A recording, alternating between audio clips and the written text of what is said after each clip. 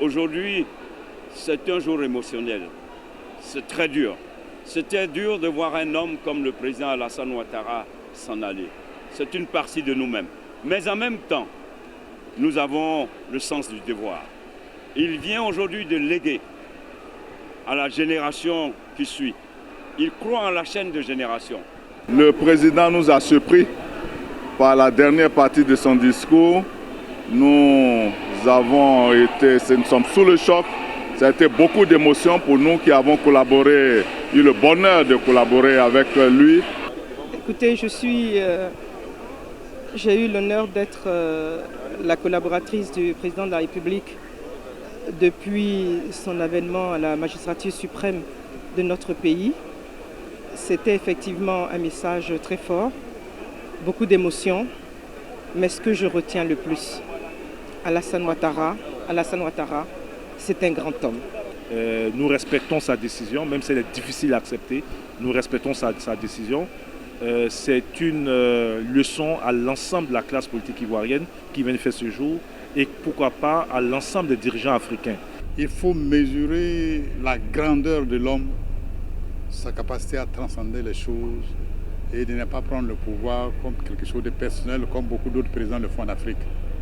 Ça, c'est à saluer sa grandeur d'esprit. Le groupe parlementaire PDC-RDA, je veux dire,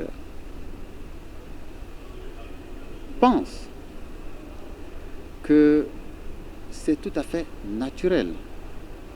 Car selon nous, la Constitution en vigueur n'était pas favorable ou n'est pas favorable à un troisième mandat. De ce point de vue, le chef de l'État respecte, selon moi, la Constitution dans ses termes actuels. Et c'est tout à son honneur. Nous le félicitons pour cela. Je crois que c'est un message très fort.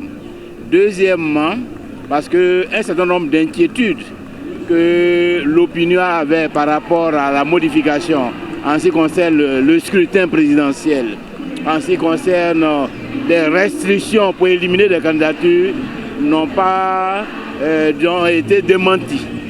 Donc je crois que c'est un grand message, une belle sortie. Un discours de quelqu'un qui faisait le bilan de ce qu'il a fait, mais un discours de quelqu'un qui fait confiance en l'avenir et qui dit les jeunes pourront faire encore plus que ce que j'ai fait. D'abord, vous avez pu voir que ça a été une occasion pour présenter le bilan de son action au cours des 9 dernières années. C'est un bilan qui est riche, c'est un bilan qui est dense et c'est un bilan qui montre la rupture qu'il y a eu entre 2011 et 2020. Nous sommes tous fiers de ce bilan parce que nous savons d'où nous venons et nous savons les grands progrès que notre pays a réalisés. Il est venu, il dit je vais faire 2 mandats et je vais repositionner la Côte d'Ivoire au niveau international, un pays fréquentable.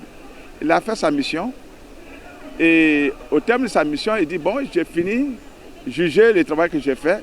Maintenant, vous, la jeunesse, voyez qui parmi vous est le meilleur pour continuer la mission. Il n'y a pas de meilleur message que ça.